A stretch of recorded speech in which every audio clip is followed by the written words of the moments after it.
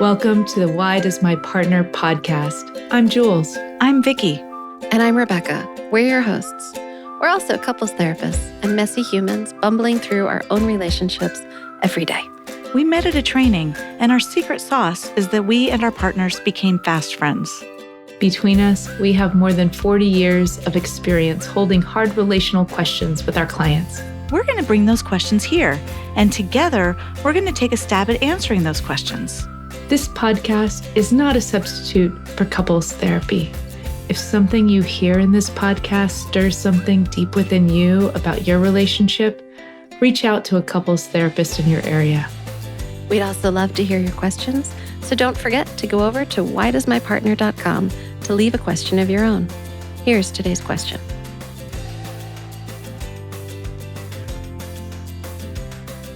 And today's question is, where have you been? Amen. Where have we been? It's a very different question. That's why I'm chuckling. It doesn't start with the same cadence, but yes, where have we been? Where have we been? Mm-hmm.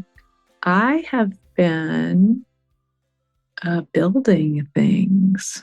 Yes, you have. I have been wondering about how to support therapists in their growth and how to support clinicians, coaches, therapists who want to do integrative work. So people who are trained in lots of models, but they want a way to weave them together that feels really supportive to people, that it aligns with the neuroscience as we understand it, that it feels supportive to them in their own work, that it helps their cases move along. So I've been doing integrative therapy for a lot of years, and on the secret backside, I've been spending the last 12 years of my life really finding out ways to integrate work. And while we've been on break, I have been launching something called the STAIR method. And level 1 went live in 2024, and level 2 is going live while we're recording this in May of 2025, and it's about to go live in 2 days. So level 2 is about to launch, and level 3 will be soon coming after that. And so it's a multi-level program. So I have been a little busy building things that I think might be supportive to therapists in their work and to clients who see those therapists. And yeah, I've been building some stuff. That's what I've been up to. Yeah. Also, my family moved. The world had a lot happen. That part feels heavy to me in lots of ways. Oh my gosh, so many things. My family moved. And like the world around us, it feels like it is as much flux as my family's in. So we did, and then we moved into a new house that needed some renovation, and the renovation turned out bigger. We moved again into an apartment, which I'm still in while the reno was completed. And this summer, I am going to move back into the house that we bought.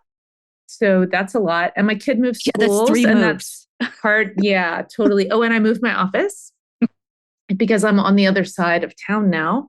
And to cross Austin traffic is quite a lot. And so I've moved like many times over since I saw you all last. Many times. Been on the move. I've been on the move. Mm-hmm. I've been on the move. There's a lot of moving. There's a lot of moving. Yep. It hiccups, and we go, okay, well, we deal with this hiccup. That is our life. So that's all been happening. Yeah. Vic, what about you? What have you been up to? Yeah, what have I been up to? Learning from Jules. So that's been some of it. You've been in STAIR taking training. the courses, taking the training, and doing practicing. And learning, so this is my own thing. Let me out this hugely. This is my own thing. I know that ADHD falls under the umbrella of neurodivergent.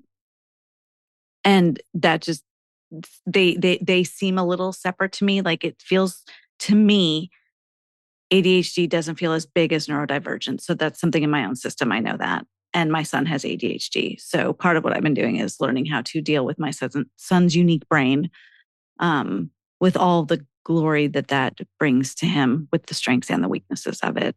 I'm just going to out that there are some weaknesses there. He's an amazing, amazing little boy, and there are some challenges. So a lot of my energy is put into that. And I have been spending a lot of extra time in an area that I do not talk about on here, because I'm not trying to push it on anyone, but on my faith and my religion. There's been a lot of extra time going into that. Like a lot. And I will say, you guys might be proud, I've gotten a little bit better at leaving the house. Not that I'm agoraphobic. I don't want to put that out there for anybody. But I don't tend to get out of pajama pants like ever, because my office is in my house. And my New Year's resolution was to be in clothes within an hour of waking up every day. So there's that. I don't do it within an hour.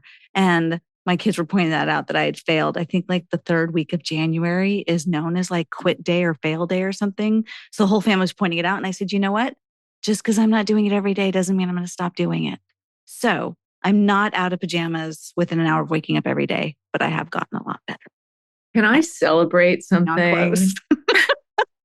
Can I celebrate for a moment? Sad. Thank you for giving us all guidance and modeling around setting a goal and not needing to do it all the way. Yes. In order to be successful. Mm-hmm. Yes. Woo woo. Yeah. Yeah, I was going to. Oh, go ahead. I was taking Amira to soccer last night. And I said, and so Mondays, people should know I don't see clients. So based on my history, I would not be dressed. And I said, Amira, honey, do you know why I'm the one taking you tonight and not daddy? And she said, no, why? And I said, because I'm dressed. She was like, wait, what? And I said, yes, I have jeans on. Like I actually have clothes on today. And this is my world. She asked why. She was like, wait, why do you not have flannel pants on? I said, oh, because I had to go return some stuff today and I left the house. So it's really sad that my child knows that if I'm out of pajamas, there's a reason. But yes, Jules, I model. Don't not do it just because you're not doing it all the time. Perfect. Yes. Yeah. Heck so, yeah. I am modeling that. I love it. Where have you been, Rebecca? Well, I've been starting a lot of projects I don't have to finish. So high five on that, Vic. And also ones that I do have to finish. I've been in the land of a lot of projects, a lot of imagination, a lot of dreaming, holding a lot of heaviness, both mine and others. Lots of time embedded in my community. And getting outside and making as much joy and rest space as I can. But yeah, the world's been feeling really heavy for me. And I've been rumbling with stuff that my bones know. And just being in the reality of those two things at the same time. So on that note. Oh gosh, we came to a hard decision, y'all. Yeah, we really did. It has been so lovely and so amazing to be in connection here with all of you over the years. God, it's been like 5 years of producing this podcast, right? And running our workshops. Your questions, your engagement, you coming to the workshops, it's all just been so amazing. I feel so grateful that we've had this journey. Mm-hmm. Yes, grateful was the word that was on my mind. Yeah. And but we've also decided this journey is coming to an end. Yeah. Yeah. I think what you're hearing in my voice is a little bit of tenderness around it. Like, I have so much clarity for me, between me and me. I'm not speaking for either of you all here, that this does feel like the right space for me to be. You mean ending feels like the right ending space. Feels like the right space for me. For me, it's because I have some other things I'm building. I talked about that a little bit. I've got some things I'm building with my family in terms of a new homestead, and things I'm building professionally that are taking up like all of my spare time is spent building, dreaming into building a multi-layered training program. And so I want to give my attention to that. It feels really helpful to give my attention to that. But what that means is I'm having to say goodbye to some things in my world. And this is not the only thing. Mm-hmm. I'm saying goodbye to make space for this. There's other groups that I've run for a long time that I'm not able to keep going. There's decisions I'm making in terms of how many clients I'm seeing, doing a little bit of less of that work. So I'm saying goodbye to some of the other projects I have going on to make space for this.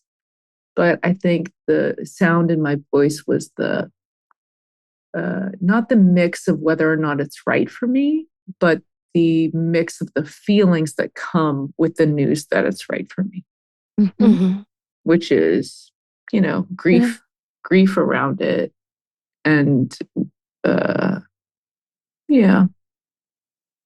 I'm catching that. And I'm also kind of feeling in my own system, like all of the ways that I know things about closings, endings, transitions, right? Like there's so many different stories that are embedded in my own knowings about endings, mm-hmm. About change. Mm-hmm. And this is change. So I'm just holding that and trying to hold it really gently, because there is some, as you're mentioning, grief that comes with that. Even when it feels like a really generative move, it feels like it's what is supportive for my system and will help me hold the things that I need to hold really well. There's still grief. Yeah, there's grief, and there's also, yeah, totally. And I think there's also I think you're naming it right. There's implicit knowings in my system. Some because I moved a lot as a kid, some because of some later changes I made in life where I ended up moving frequently through my lifespan.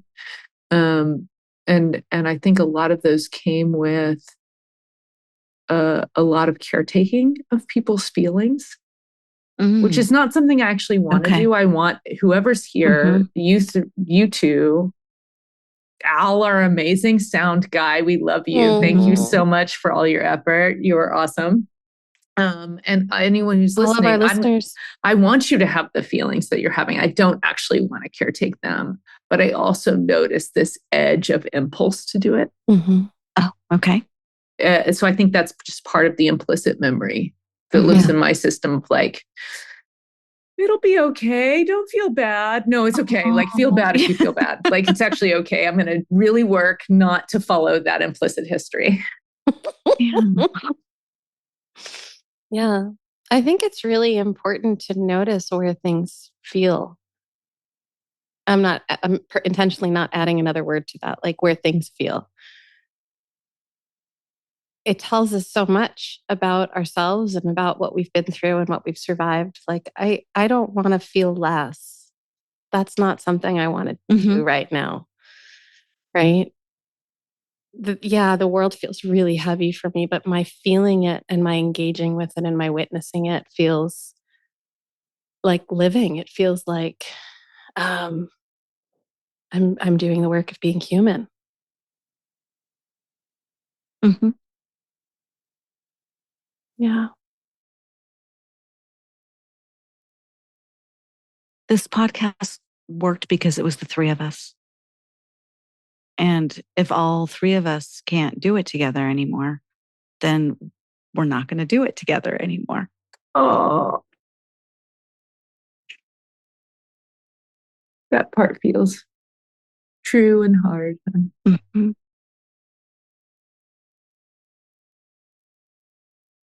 Yeah. I'm remembering back to when my partner heard us cackling away on some Zoom calls, the three of us, and was like, maybe y'all should do a podcast. James, this is your fault. It totally is. Yeah. And so it doesn't mean that the episodes we've recorded are going to be leaving wherever you've been listening to them. They're still going to be there.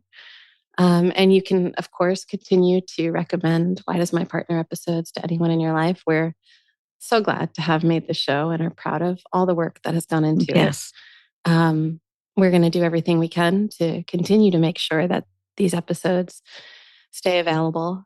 There's over 100 of them, right? I can't remember how many there are.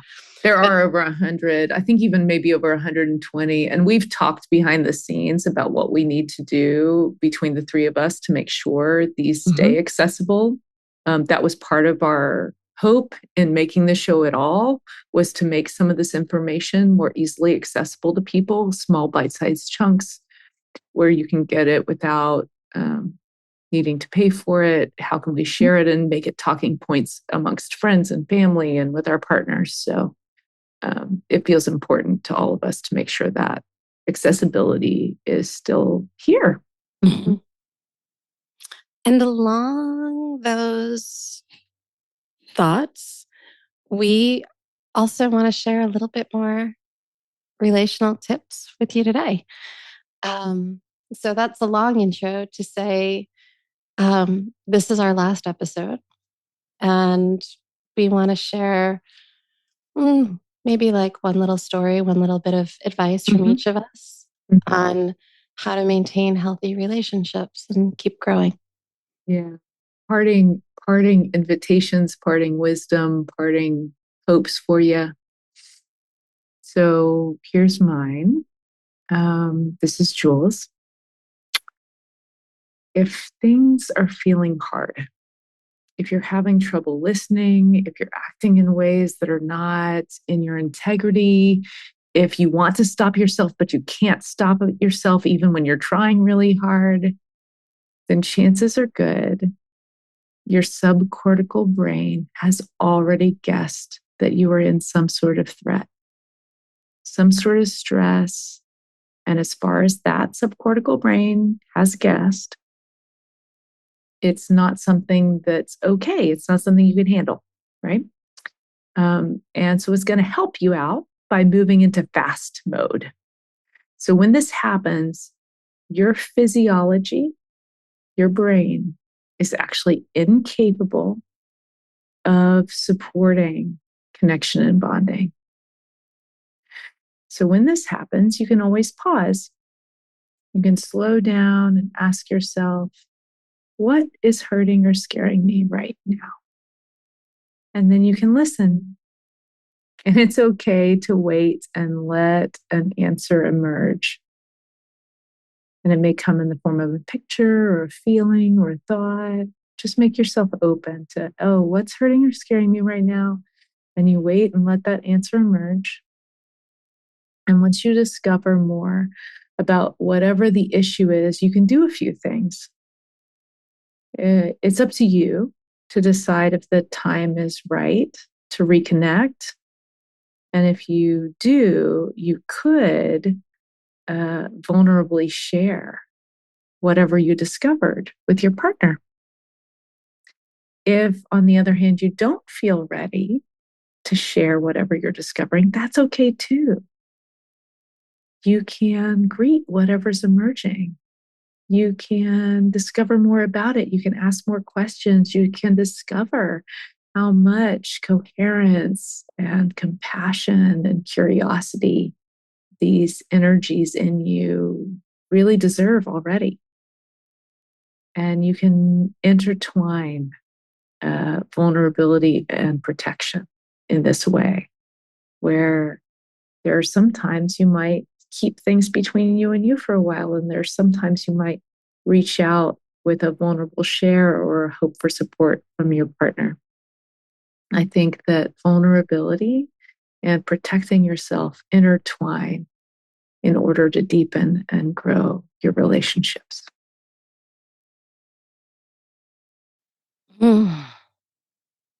Thank you, Jules. I don't want to follow that.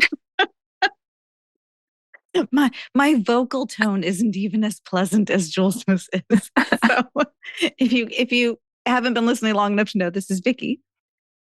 And mine is my little tip I'd like to share is what I would call an episode, a learning episode that came up with me and Gabe a couple weeks ago. Historically, Gabe, in my perception, let me emphasize that, Gabe does not deal well with my anger. He's very sarcastic, which I'm sure people know by now from listening. And I tend to snap back. And if I get too angry, whatever that level is, he scoffs or he minimizes. It's not that big of a deal, or he gets really mad back. So I have been living with a reality for years that my husband cannot handle my anger or my big feelings. And I've not been happy about that. That is my world. And a few weeks ago, he said something sarcastic. I don't remember what.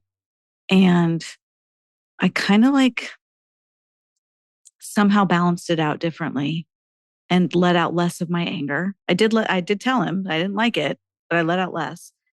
And he apologized instantly, like a real, true remorse apology. He just looked at me and said, "I'm really sorry." And I said, "Thank you." And I let it in, and it was a wonderful moment. And then I let him have it. I said, "Do you know how hard it is for me that I have to balance this just right? That I can't let out too much of my anger because it's going to tip you over and you're going to get mad at me. And I don't want to deal with your anger, but I want to let out some of it because I need you to know that I'm mad at you." And that was really hard. And I don't know if I said or not that it shouldn't be that way. I don't know if I added that. And he did not respond. He did look at me. I think he was listening. I don't know at that point. And then I went to bed and everything was fine. And I woke up the next morning with this huge discovery that no, I am not entitled to attack him and dump all my anger on him just because he's married to me. That I had contained the exact right amount to, and not manipulation, but like to get the response I want. Remorse is obviously what I want in that moment. And I don't, I do have to contain some of that. It is not fair to him to just dump it all on him and still expect him to be able to stay integrated, regulated, whatever we want to call it. I mean, those are all true words, but so I had learned the right amount that night. And I did go to him and I said, "I just want to tell you something about last night." He looked up at me. He's at work. His office is in the house. And I said, "I was very wrong for what I said last night. And um, I don't get to just dump everything on you. And I'm glad that I gave you the right amount last night. So we had a nice moment." And he didn't say anything, but he got a humongous smile on his face. And it was very nice. And I walked over and hugged him. And then I went about my day. I went back to work as well. It was such a huge discovery for me that no, we are not entitled to dump everything on our partner just because they married us. Mm. That was a long-winded way to get to it, but that's the big. I love your story to get to it, Vicky. It was very long. This is so but those are my stories. good. That's what I do. Mm-hmm. I love it. Yes. Poor guy. I'll match your story with a story too. Mm-hmm. This is Rebecca. And, I think I've been with my partner just about as long as I've been a relationship therapist. And, when you partner with somebody, you partner with their family too. Mm-hmm.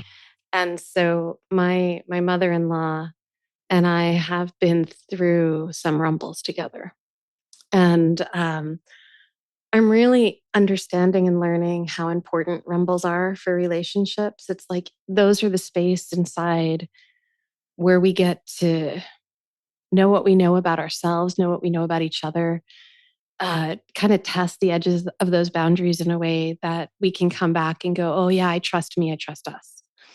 And that happens inside of the rumbles, not despite the rumbles. And that's really something I've been understanding and learning.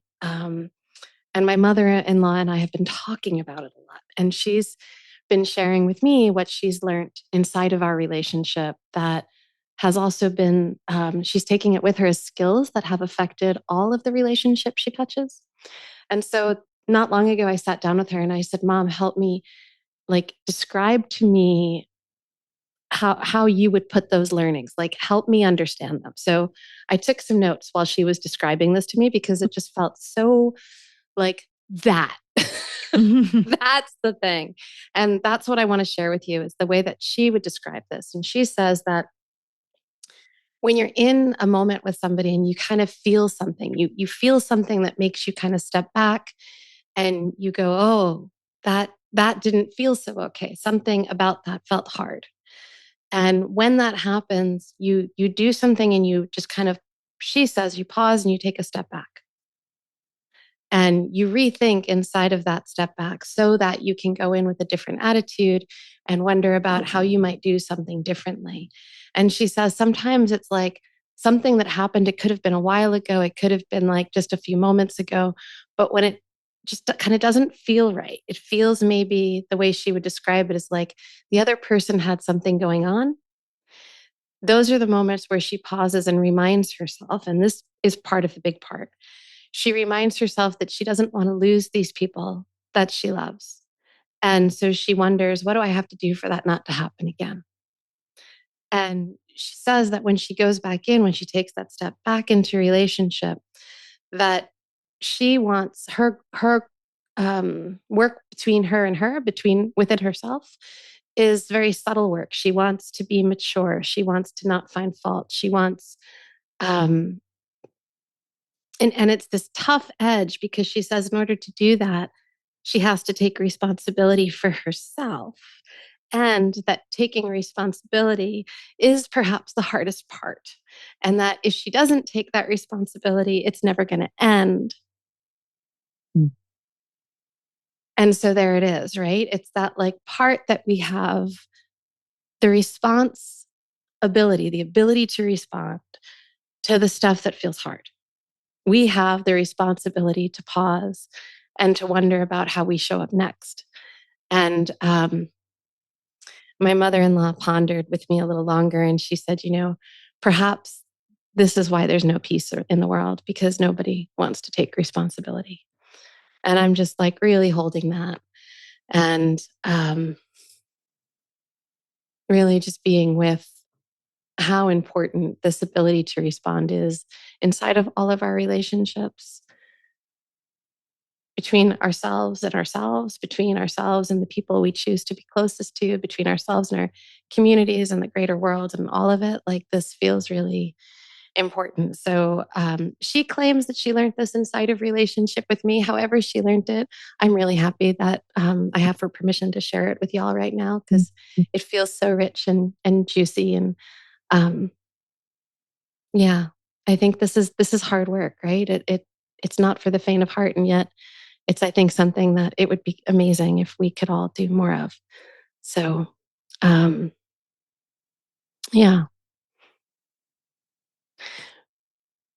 When we were talking about these 3 little bits of advice, we also, this is going back a few weeks. I don't know if the two of you remember this. We also kind of talked about the order in which we'd share them and why. And I wonder if that would also be helpful for our listeners, for us just to pull back that curtain. Yeah, we decided to share them in this space because in this way, in this order, because we're all complex systems, and open dynamic complex systems do really well with both flexibility and stability if they go differentiation first, link second. And mine was about noticing between you and you, what's stirring in me, differentiate first. And then, Vic, you're talking about, how do you start to make linkage? How do we start to take what then, Rebecca, you ended up capping for us, reflection on the experience that we just had? Did I have the ability to choose my response? How does my response affect me? How does my response affect my partner? Does my response affect our connection? If so, in what way? Does it push us further apart? Does it pull us closer together? Like, I love this piece. I don't know if you all want to add to what I'm saying here, but what feels helpful to me is to think about, if we differentiate first, link second, inside that differentiation, you can be really thoughtful about what your intention is with your next linkage move. you have space inside of that differentiation to imagine. Like, and Totally. I think imagination is so important, and one that I don't want us to skip over, because imagination is where we can imagine something being different. Imagination is how we get out of being stuck. Like it happens on so many layers. We can't just imagine it. There has to be active, active responding, right? Like there has to be something that happens next, and also the imagination precedes some of what we do next. Totally. And this piece, Vic, that you're holding around, it is possible. It is in vivo possible to have compassion for both of us simultaneously. It is possible for us to have compassion for ourselves and why we're agitated and that we want to share it. And it is also possible for us to have compassion for our partner and how that lands with them. And if we keep doing that with this, Rebecca, your wordplay, I will never be able to mimic, no matter how many times I try. And I do try, but I'm not good at it like you are. Responsibility. Yeah. No. Your wordplay helps me remember everything. Can I pause this for a minute? I need to give credit where it's due there. Okay. I love it. That credit goes to Respomenicum. Awesome. Yeah. Yeah. Awesome. I need to, I know absolutely. it. Yeah. Yes. I learned attribution that from him. matters. Yeah. So so what word are we talking about with that? Ability. Okay. The ability Thank you. to respond. Yeah. Yeah. It helps me remember it. Me too. Like, oh, we can dream into this space where, maybe everybody won't join me, but I do have the ability to respond with compassion for all parties. And for myself. Yeah. Not without a pause, though. Like right when you said that, I found myself thinking, I don't always. No, that's why we differentiate first. Right. Exactly. Yeah. That's the pause. Yeah. That's what's so important. And right? go inside and check out what you need from you before you wonder about what your partner needs from you. What do you need from you before you wonder about what you need from your partner? And then out of that pause, come back together with the ability to respond. It's so helpful. It's like, it's such a thing that I've seen scrolling on social medias from time to time. I see these videos of these kids that are learning it because it's so learnable at a young age when it's what's modeled. And I think I also witnessed, certainly in my office and in my own lived experience, not having had that modeled. Right. And so there's a sweet learning curve that once it starts, it's like it keeps giving. It's very plentiful and it's abundant and it keeps giving. And it's a really hard one to start learning, because that work of learning how to pause that you're naming there, Vic, is like such work.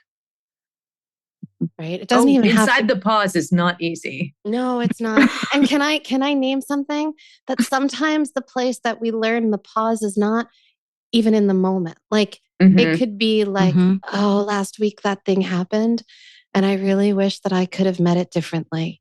Oh, that right there is a pause too. Yeah. That's a learning moment. It's like your PJs and getting dressed, Vic. You don't have to get it perfect to keep trying.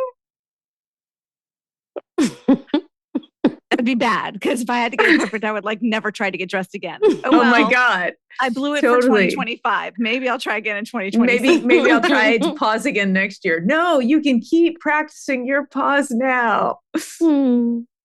Yeah. So this is goodbye, y'all. Well, sort of.